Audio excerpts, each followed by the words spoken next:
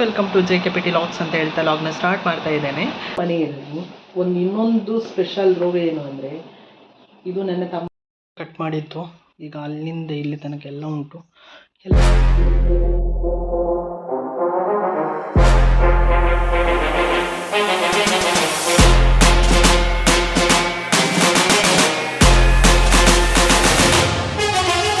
Welcome to JKPT logs ಅಂತ ಹೇಳ್ತಾ ಲಾಗ್ನ start ಮಾಡ್ತಾ ಇದ್ದೇನೆ.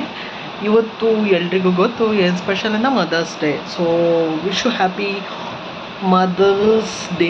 ಎಲ್ಲ ತಾಯಂದಿರ ದಿನದ ಶುಭಾಶಯಗಳು. ಇನ್ನೊಂದು ಸ್ಪೆಷಲ್ ರೋಗ ಏನು ಅಂದರೆ, ಇದು ನನ್ನ ತಮ್ಮನ ಬಟ್ಟೆ. ಅವರು ನೋಡಿ ಈ ಥರ ಬಟ್ಟೆ ಹಾಕಿ ಹೋಗೋದು.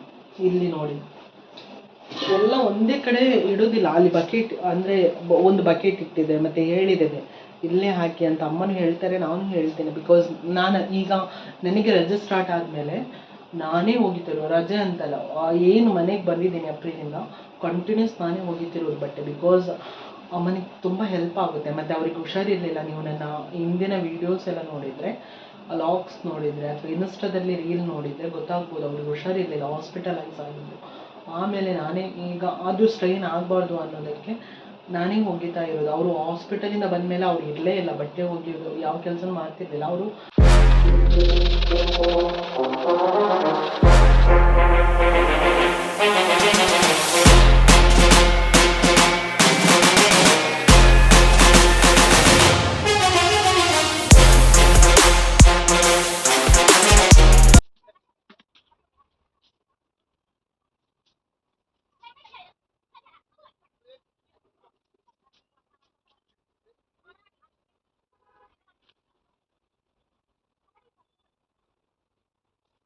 ಕಟ್ ಮಾಡಿತ್ತು.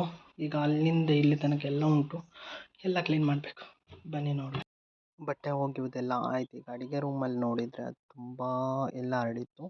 ಅದನ್ನೆಲ್ಲ ಕ್ಲೀನ್ ಮಾಡಬೇಕು. ಡೈಲಿ ಅಮ್ಮ ಮಾಡೋರು, ಬಟ್ ಹುಷಾರಿಲ್ಲದ ಕಾರಣ ನಾನು ಮಾಡ್ತಾ ಇದ್ದೇನೆ. ಈಗ ಅಡುಗೆ ರೂಮೆಲ್ಲ ಕ್ಲೀನ್ ಮಾಡಿ ಸ್ವಲ್ಪ ಪಾತ್ರೆ ಇತ್ತು, ಅದನ್ನೆಲ್ಲ ತೊಳಿಬೇಕಿತ್ತು. ಅದಕ್ಕೋಸ್ಕರ ಅಲ್ಲಿ ಮೇಲಿಟ್ಟು ಎಕ್ಸ್ಟ್ರಾ ಪಾತ್ರೆನ ಕೆಳಗಡೆ ಸೆಲ್ಫಲ್ಲಿಟ್ಟು ಒಟ್ಟು ಸೆಲ್ಫ್ನ ಕ್ಲೀನ್ ಮಾಡಿದ್ದಾಯಿತು.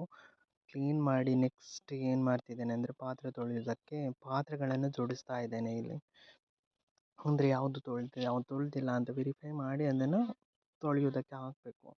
ಸೊ ನಮ್ಮದು ಇನ್ನೊಂದು ಏನು ಅಂದರೆ, ಅವತ್ತಿನ ಪಾತ್ರೆ ಅವತ್ತೇ ತೊಳೆದಾಗಿರ್ತದೆ. ಈಗ ಸಂಜೆ ಎಲ್ರಿಗೂ ರೂಲ್ ಅದು ಏನು ಅಂದರೆ, ಸೋಪಾಗೆ ತೊಳಿಬೇಕು ಅಂತ. ಆವಾಗ ಬೆಳಗ್ಗೆ ಇರೋದಿಲ್ಲ.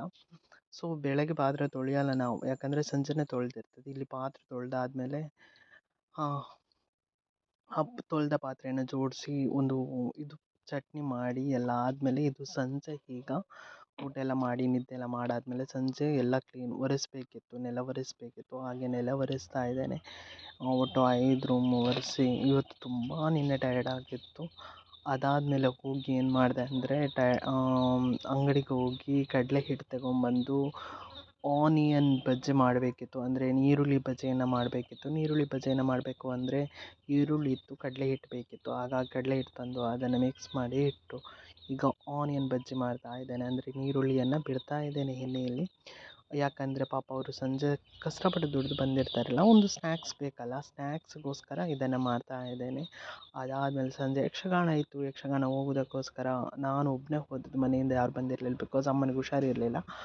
ಊಟ ಮಾಡಿ ಅಲ್ಲಿ ಫಲಹಾರ ಇತ್ತು, ಆ ಫಲಹಾರ ಮಾಡಿ ಆದಮೇಲೆ ಯಕ್ಷಗಾನ ನೋಡಿಕೊಂಡು ಇವತ್ತಿನ ದಿನ ಮುಗಿಸ್ತಾ ಇದ್ದೀನಿ. Thank you for watching. Like ಮಾಡಿ, ಶೇರ್ ಮಾಡಿ ಹಾಗೂ ಸಬ್ಸ್ಕ್ರೈಬ್ ಮಾಡೋದಕ್ಕೆ ಮರಿಲೇಬೇಡಿ. Thank you.